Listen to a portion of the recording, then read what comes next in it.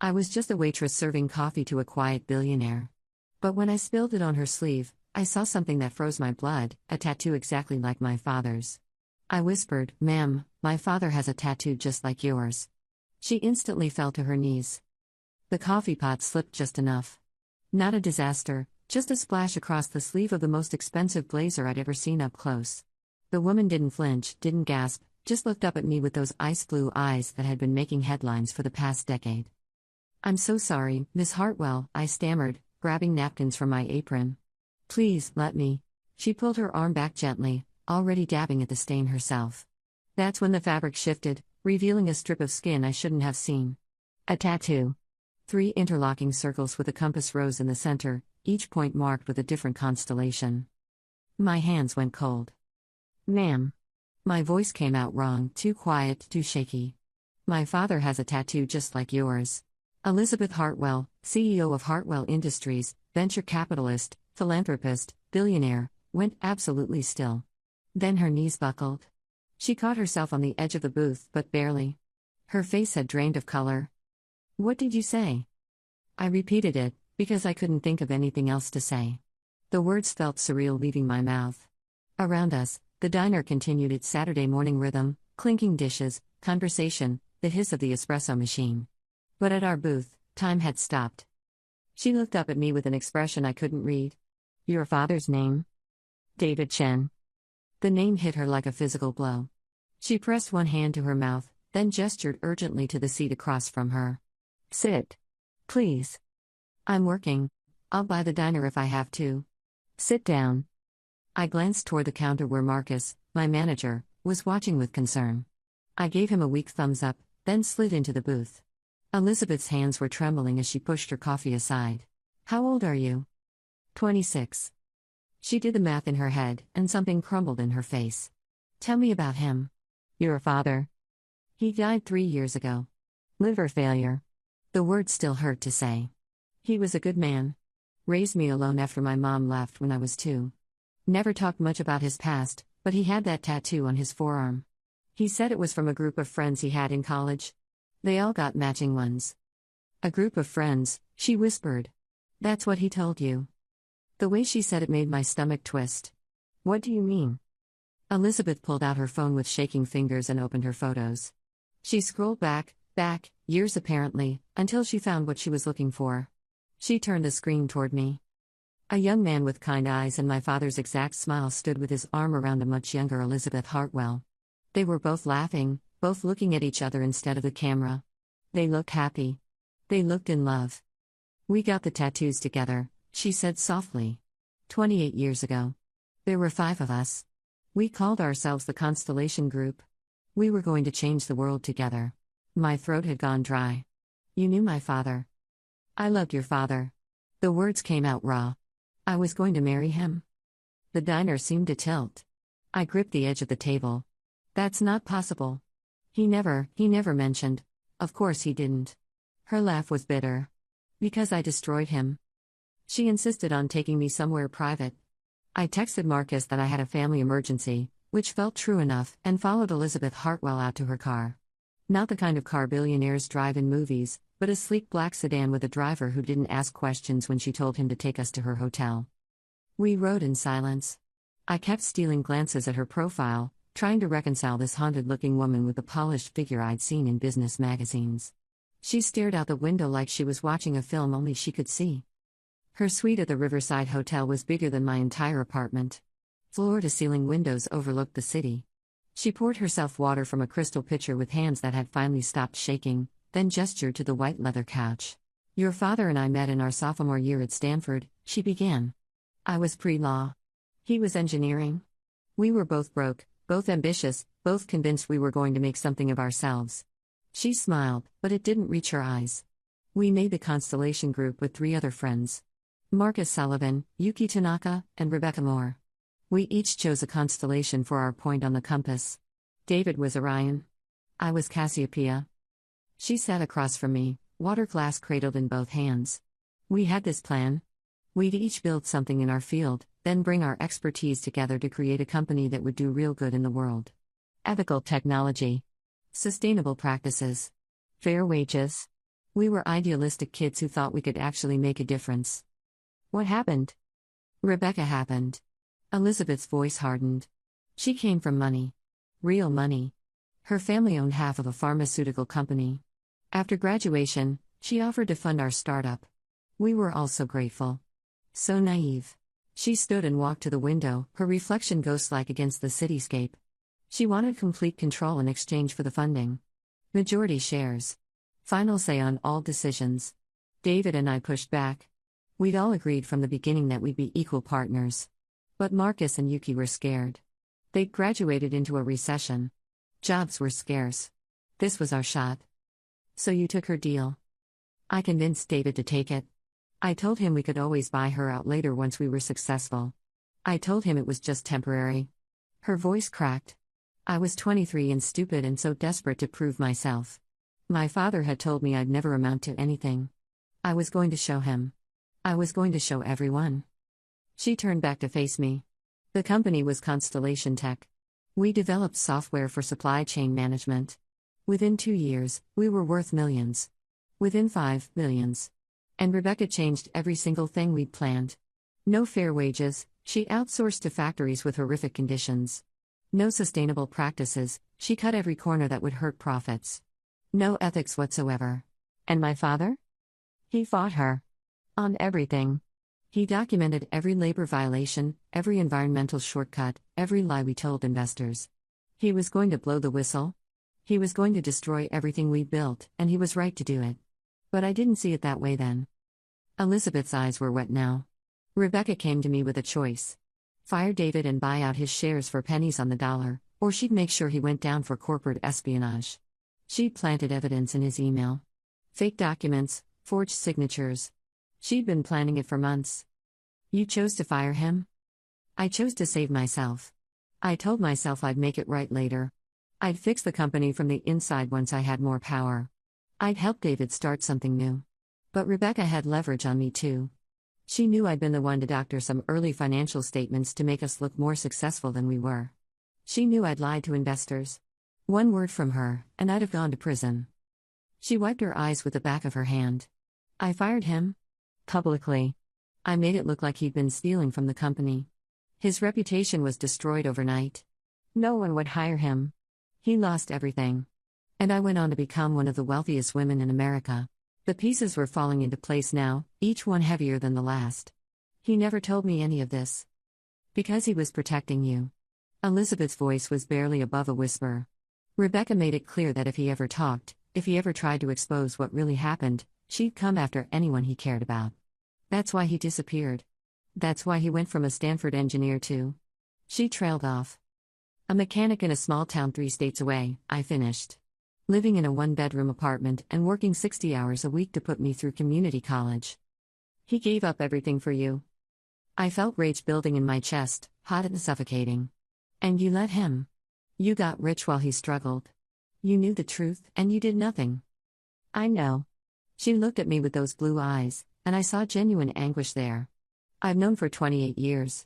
I built an empire on his corpse, and I've hated myself every single day for it. Hate doesn't pay for forgiveness. I'm not asking for forgiveness. Elizabeth set down her water glass. I'm offering you a chance to burn it all down. She told me everything over the next 3 hours. How Rebecca Moore had systematically destroyed anyone who got in her way. How Marcus Sullivan had drunk himself to death 7 years ago, racked with guilt. How Yuki Tanaka had tried to start a competitor company and been crushed by lawsuits until she went bankrupt. Rebecca runs Constellation Tech now, Elizabeth said. I sold my shares 5 years ago. Walked away with billions, but I walked away. I couldn't stomach it anymore. I've spent the last 5 years trying to do good with the money. Foundations, scholarships, reform initiatives. But it doesn't erase what I did. Why are you telling me this? Because I've been looking for David for 15 years. Her voice shook. I wanted to make it right. I hired investigators, but he'd hidden himself too well. And now you're telling me he's gone, and I'm too late. She met my eyes. But you're here. And maybe that means something. It means you want to absolve yourself by helping his daughter, maybe. She didn't deny it. But it also means we can do what your father never got the chance to do. Rebecca is planning to take Constellation Tech public next quarter. The IPO will make her one of the richest people on the planet. But I know where the bodies are buried. I know about the factories in Southeast Asia where children work 16-hour days. I know about the environmental disasters they've covered up. I know about the bribes, the fraud, the manipulation. She pulled out a tablet and opened a folder labeled Constellation, Evidence. Hundreds of documents filled the screen. I've been collecting this for years. I couldn't release it myself without implicating other people who don't deserve to go down. But you? David's daughter? You're not bound by the NDAs and the legal threats that keep everyone else silent. You want me to expose her. I want to give you the tools to destroy the empire that destroyed your father. What you do with them is your choice. I looked at the tablet, then at Elizabeth. If I do this, people will dig into my father's past. They'll find out about the accusations against him, which we can disprove. She tapped a subfolder. I have the original evidence Rebecca planted. I have emails between her and the lawyers she paid off. I have everything we need to clear David's name posthumously. My father had died in a hospital room that smelled like disinfectant and defeat. His last words to me had been an apology for not giving me more. He'd carried the weight of his ruined reputation until it crushed him, never knowing he could fight back because he'd been too busy protecting me. I'll need complete access to everything, I said. Elizabeth smiled for the first time since I'd mentioned the tattoo. You have it. Update 1. I didn't sleep for 3 days after that conversation. I quit my job at the diner. Marcus understood, especially after I gave him 2 months' wages as notice from money Elizabeth fronted me. I moved my few belongings into a corporate apartment Elizabeth arranged, then dove into the evidence. The scope of it was staggering. Constellation Tech wasn't just cutting corners, they'd built their entire empire on exploitation and fraud. I found reports of factory collapses that had been covered up with payoffs to local officials. Environmental surveys that had been falsified to hide toxic dumping. Financial projections that bore no relationship to reality. And at the center of it all, Rebecca Moore's digital signature on document after document approving every terrible decision. But the evidence alone wasn't enough. We needed a strategy. We can't just dump this on the internet, Elizabeth said during one of our marathon planning sessions. Her hotel suite had become our war room, walls covered with printouts and timelines. Rebecca has lawyers who'll bury it in lawsuits and injunctions before anyone pays attention. We need to force people to look. The IPO, I said. If we release everything right before the IPO, when investor scrutiny is at its highest, she'll lose billions. The company will tank. Her reputation will be destroyed. Elizabeth nodded slowly. But we need corroboration. Other voices. The story can't just come from us. That's when I thought of Yuki Tanaka. Finding her took 2 weeks and the help of Elizabeth's investigators. She was living in Seattle, working as a software consultant under a different name. When I called, she hung up immediately. When I called again and mentioned my father's name, she answered on the first ring. David Chen had a daughter? He did. He died 3 years ago. The silence on the other end stretched so long I thought she'd disconnected. Then, I tried to help him. After everything happened, I offered him a job at my company, but Rebecca found out. She destroyed me for it. Frivolous lawsuits, smear campaigns, blacklisting. I lost everything. I know. Elizabeth told me. Elizabeth Hartwell? Her voice turned sharp. You're working with her? She gave me evidence. Everything Rebecca has done. I'm going to expose it. Another long pause. Why are you calling me? Because I need someone who is there. Someone who can verify the original conspiracy. Someone Rebecca can't simply dismiss as a disgruntled employee. She'll come after me again. She'll be too busy defending herself. I took a breath. Yuki, my father spent the last 20 years of his life in hiding because of what they did to him. He died thinking he'd failed.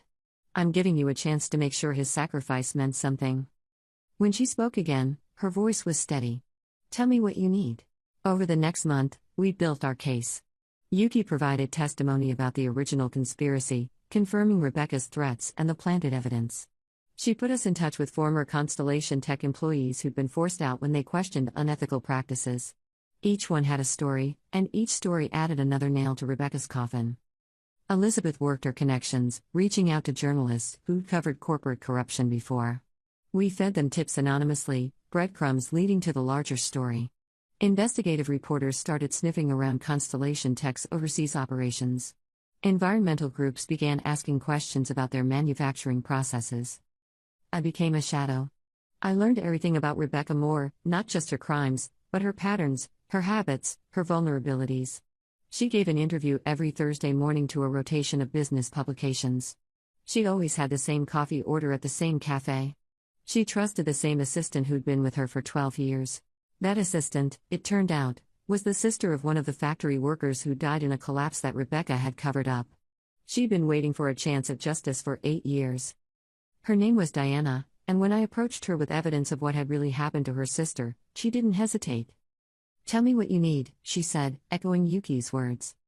What I needed was access. What I needed was timing. What I needed was one final piece of evidence that would make the whole house of cards collapse. Diana gave me all three. She told me about the private server Rebecca kept in her home office. The one that contained unencrypted backups of every incriminating document she'd ever produced. Rebecca kept it because she was paranoid about cloud storage, about anyone else having access to her secrets. The irony wasn't lost on me. "She's hosting a fundraiser next Saturday," Diana said. 200 guests. "She'll be busy all night. I can get you in through the service entrance." "That's incredibly risky for you." Diana looked at me with hollow eyes. "My sister was 23. She died because the factory Rebecca approved didn't meet basic safety standards. Risk is relative." I spent that week learning everything I could about network security and data extraction. Elizabeth hired a consultant who specialized in digital forensics, someone with credentials that would hold up in court when we eventually turned everything over to prosecutors. He taught me what to look for, how to access the server, how to make a clean copy that couldn't be disputed as tampered evidence. The night of the fundraiser, I dressed as one of the catering staff. Diana had arranged the uniform, the credentials, everything. I carried a tray of champagne flutes through Rebecca Moore's mansion, and it was a mansion, sprawling and ostentatious in the way that screams new money trying to look like old money. Rebecca held court in the center of the ballroom, wearing a dress that probably cost more than my father's entire annual salary had been. She laughed at jokes that weren't funny and accepted compliments on her business acumen. She looked powerful and confident and completely secure in her position. I circulated through the crowd, invisible in the way service workers always are to people like this.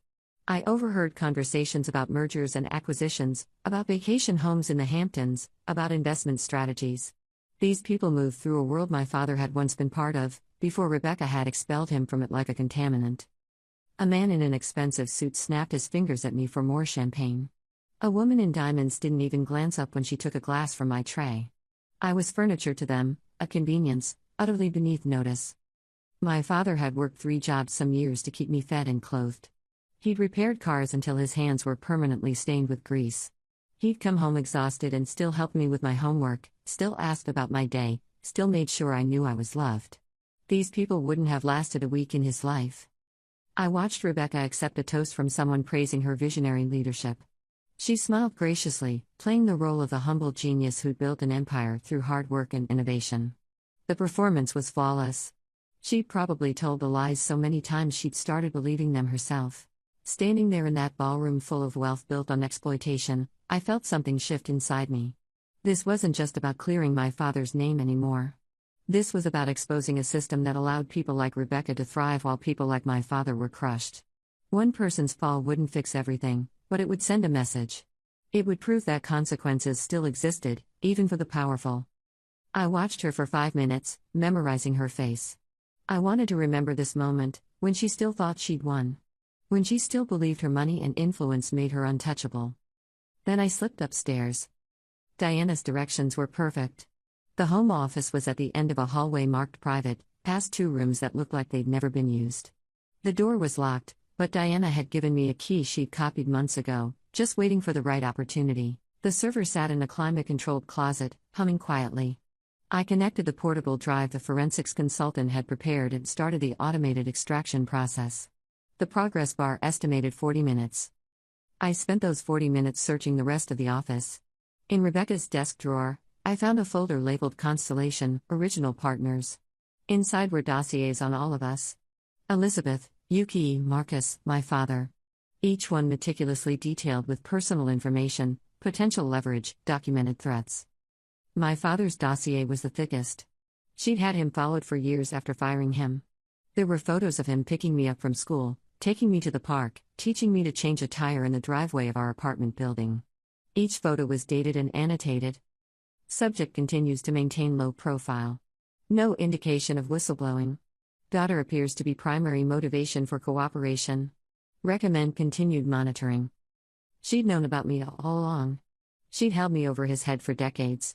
The rage I'd been carefully controlling ignited into something cold and focused. I photographed every page of every dossier. This wasn't just evidence anymore. This was personal. The extraction finished with 3 minutes to spare. I disconnected the drive, returned everything to its exact position, and slipped back out into the hallway. I nearly ran into Rebecca on the stairs. "You're not one of my regular caterers." She looked at me with the kind of casual assessment rich people use on servants, checking whether I was worth remembering. "New hire, ma'am. Just bringing up some dishes from the kitchen."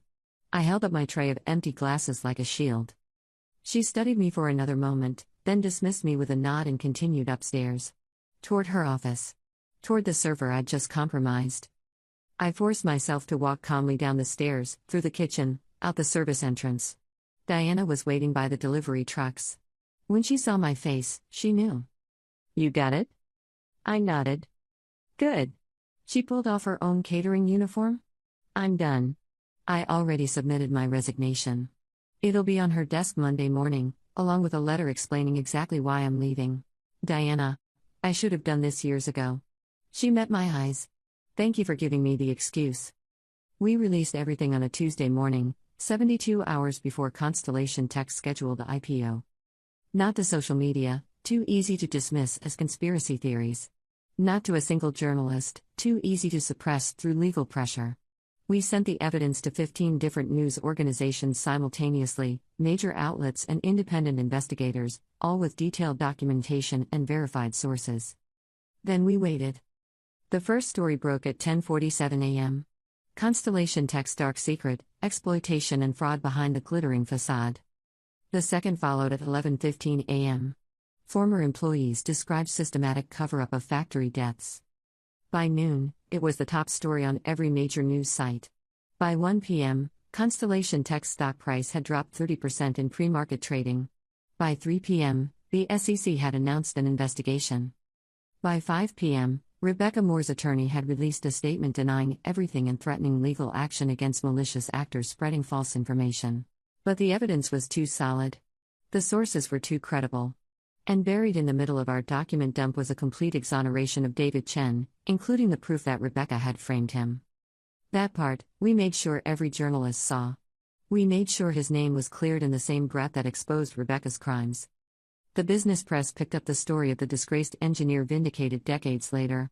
They found old colleagues who confirmed my father's integrity. They interviewed his former supervisor who'd always believed the accusations were false. They built a picture of a man who'd sacrificed everything for principles and for his daughter. I sat in Elizabeth's hotel suite, watching the news coverage with her and Yuki, who'd flown in that morning. None of us spoke much. There wasn't much to say. We'd done it. We'd actually done it. My phone rang around 7 p.m. Unknown number. "Hello? You don't know what you've done." Rebecca's voice was acid over the line. "I will destroy you. I will take everything from you. I will.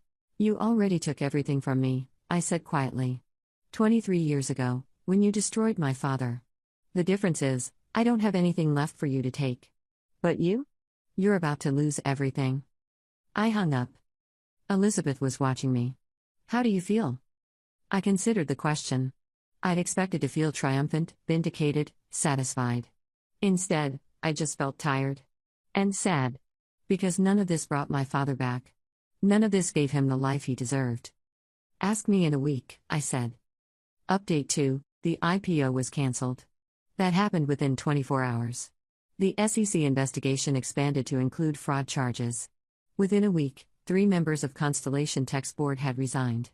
Within 2 weeks, Rebecca had stepped down as CEO, though she released a statement claiming it was to focus on defending herself against false accusations.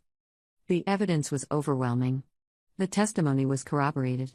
The digital forensics confirmed every document was authentic. She hired the best lawyers money could buy, and they all told her the same thing: she was going to lose. But the legal process would take months, maybe years. Criminal trials moved slowly, especially when the defendant had resources. I moved back to my own apartment, A nicer one now, since Elizabeth had offered me a position at her foundation with an actual salary.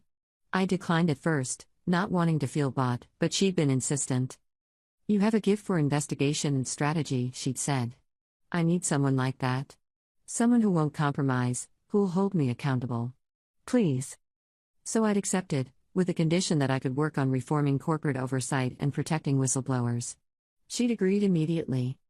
The foundation work was satisfying in ways I hadn't expected. We pushed for legislation, funded legal defenses for people speaking out against corporate corruption, supported families affected by corporate malfeasance. I was making a difference, the way my father had wanted to. But I still felt unfinished. 3 months after the story broke, Yuki called me. "You should see this."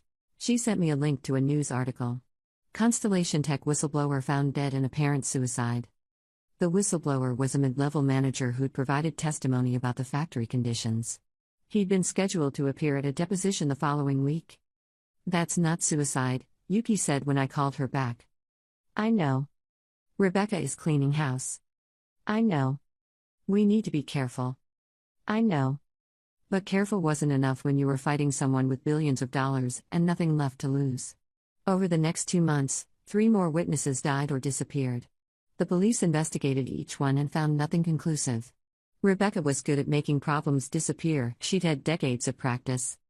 I realized we'd made a mistake. We'd exposed her crimes, but we hadn't actually stopped her.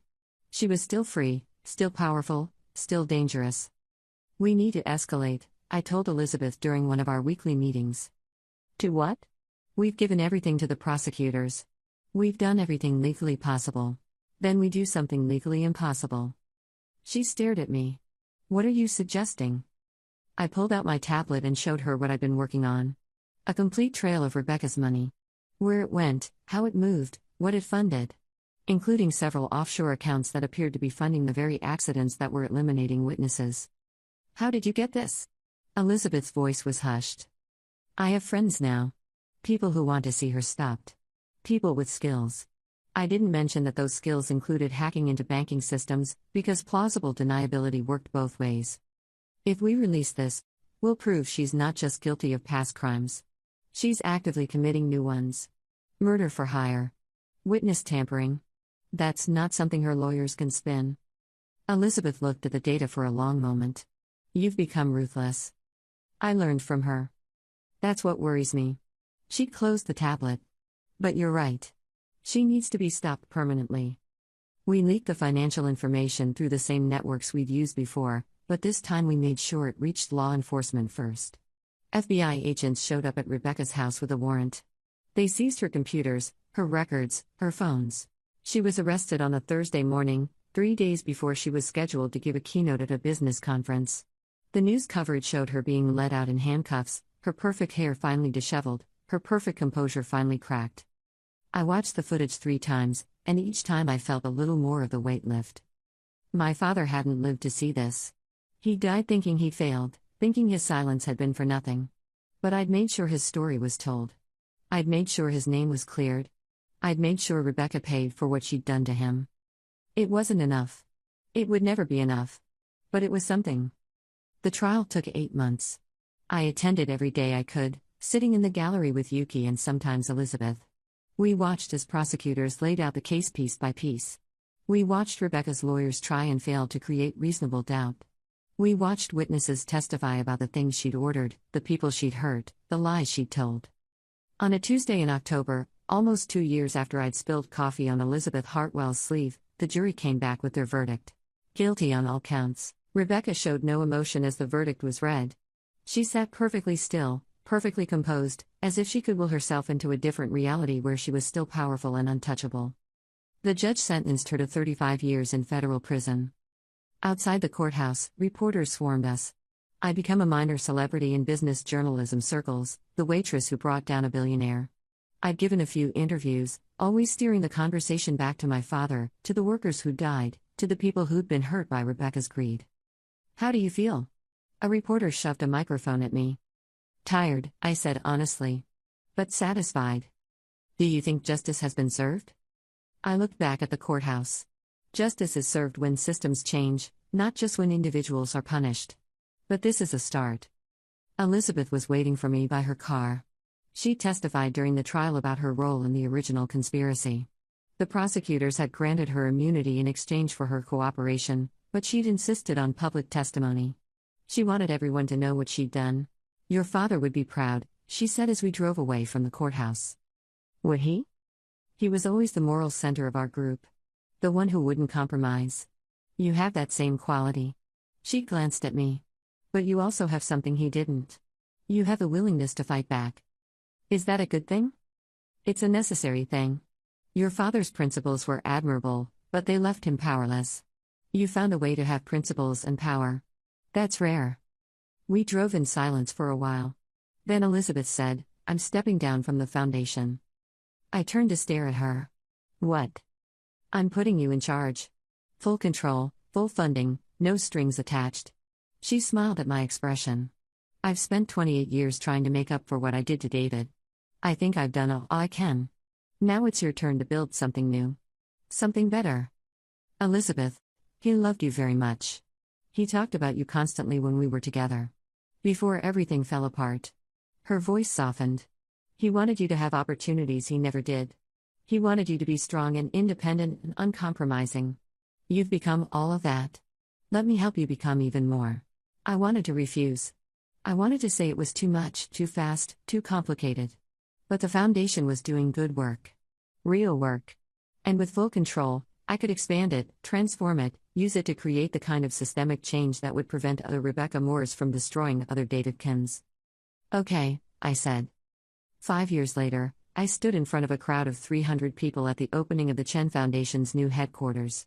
We'd outgrown our original office, expanding from corporate accountability into workers' rights, environmental protection, and support for whistleblowers and their families.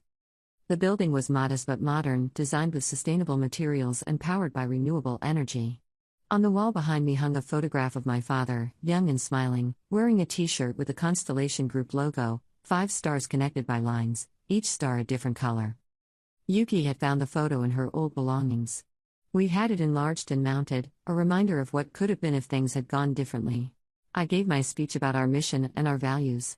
I talked about accountability and justice and the importance of speaking truth to power. The usual topics. But at the end, I went off script. "My father died believing he'd failed," I said. "He spent his last years working jobs that didn't challenge him, living in obscurity, carrying the weight of false accusations. He did all of that to protect me. And for a long time, I thought that was a tragedy." I paused, looking at the photograph. "But I've come to realize he didn't fail. He succeeded in the most important way possible. He raised a daughter who understood that some things are worth sacrificing for. He taught me that integrity matters more than success. And he showed me, through his example, that loving someone means putting their welfare above your own." My voice caught, and I took a breath. Rebecca Moore thought she could win by being ruthless. By destroying anyone who got in her way. And for a long time, it looked like she was right. She became rich and powerful while my father struggled. But in the end, her empire was built on lies, and lies eventually collapse. My father's legacy, on the other hand, was built on love. And love endures. The applause started softly, then grew. I saw Elizabeth in the front row, tears on her cheeks. Yuki beside her, smiling. Diana in the third row with her family. All the people who'd helped bring Rebecca down, who'd chosen to fight for something better. After the ceremony, I stayed late in my new office, going through emails and planning the next quarter's initiatives. The sun was setting over the city, painting everything in shades of gold and amber. My phone buzzed with a message from my assistant. "You have something in the mail." I went down to the mailroom and found a small package, no return address. Inside was a leather journal, worn and faded. A note fell out. "Found this in David's belongings after he passed. Thought you should have it. Mrs. Martinez." Mrs. Martinez had been our landlady when I was growing up. I opened the journal with trembling hands. The first entry was dated the year I was born. The handwriting was my father's. "Today I held my daughter for the first time. Elizabeth asked me what I'm going to tell her when she's old enough to understand why we live the way we do. Why her father is a mechanic instead of an engineer. Why we're always careful about money. Why I'm always looking over my shoulder. I told her I'll tell our daughter the truth, that I made choices I believed were right, and those choices had consequences. That sometimes doing the right thing costs you everything. but also that some things are worth any price. Elizabeth doesn't understand yet. She thinks I'm being noble. She doesn't realize I'm being selfish. Because every time I look at this tiny perfect person, I know I'd do it all again. Every sacrifice, every difficulty, every moment of struggle. She's worth it. She'll always be worth it. I read through the entire journal that night. Years of entries, watching me grow up through my father's eyes. His pride when I learned to read. His worry when I got sick. His joy at my small triumphs. His determination to give me a good life despite having so little. And through it all, his absolute certainty that he'd made the right choice. Not a single entry expressed regret for refusing to compromise his principles. Not a single moment of bitterness about what he'd lost. The last entry was from a week before he died. The doctors say I don't have much time left. I'm not afraid of dying, but I'm afraid of leaving her. She's 23 now, finishing college, working 2 jobs to make ends meet. She shouldn't have to work so hard. She deserves so much more than I could give her. But I look at the woman she's become, strong, principled, compassionate, and I know I did something right. I gave her an example of what it means to live with integrity. Whether she chooses to follow it is up to her. But at least she knows it's possible. I hope she knows how proud I am. I hope she knows that if I had to do it all again, I wouldn't change a thing. She was worth every sacrifice. Every single one. I closed the journal and pressed it to my chest, finally letting myself cry. Not tears of grief anymore, but something closer to peace. He'd known. He'd always known it was worth it. Rebecca Moore was denied parole after serving 5 years. The parole board cited her lack of remorse and continued attempts to intimidate witnesses even from prison. She would serve at least another decade. Constellation Tech had been dissolved, its assets sold off to pay settlements to the families of workers who died due to negligence. The Constellation Group's original vision had never materialized, but something new had grown from its ashes. The Chen Foundation became a model for corporate accountability. We worked with lawmakers to strengthen whistleblower protections. We funded investigative journalism. We supported workers' rights organizations around the world. We made sure what happened to my father, and what Rebecca had done to so many others, became harder to repeat. I received letters almost daily from people who'd been helped by our work. A single mother whose husband had died exposing safety violations at his factory, we'd funded her lawsuit and won her a settlement that secured her children's future. A young engineer who'd been blacklisted for reporting fraud, we'd connected him with employers who valued integrity and helped him rebuild his career. A journalist who'd faced bankruptcy from legal threats while investigating corruption, we'd covered her legal fees and her story had sparked federal investigations. Each letter reminded me why this mattered. Each person we helped was someone my father would have wanted to protect. In a way, through the foundation, he was still protecting people. Still standing up for what was right. His reach had grown beyond anything he could have imagined during those quiet years in our small apartment. The work was exhausting but fulfilling in ways my old life had never been. I'd gone from serving coffee to people who didn't see me to building something that genuinely changed lives. My father had always told me I could be anything I wanted. He'd worked himself to exhaustion to make sure I had opportunities. Somewhere, I hoped he knew I'd taken those opportunities and turned them into something meaningful. Elizabeth remained involved as an advisor, though she'd kept her word about stepping back. She spent most of her time traveling, speaking at universities about ethics in business, using her story as a cautionary tale. Yuki rebuilt her life in Seattle, consulting for startups and making sure to warn young entrepreneurs about the dangers of compromising their values for quick success. And I ran the foundation my father never knew he'd inspired, doing work he would have been proud of. On the 5-year anniversary of Rebecca's conviction, I visited my father's grave for the first time in years.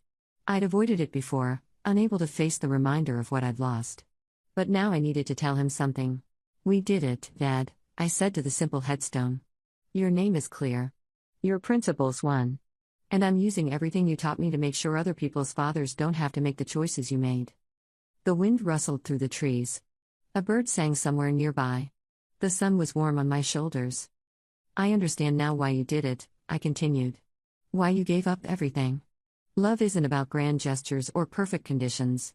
It's about showing up every day and making the hard choices and putting someone else's future above your own comfort. You did that for me every single day of your life." I placed flowers on the grave, constellation lilies, which I'd had specially grown.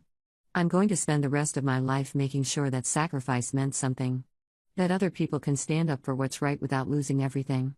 That's my promise to you. As I walked back to my car, I noticed a young woman standing by another grave, shoulders shaking with tears. She couldn't have been more than 25.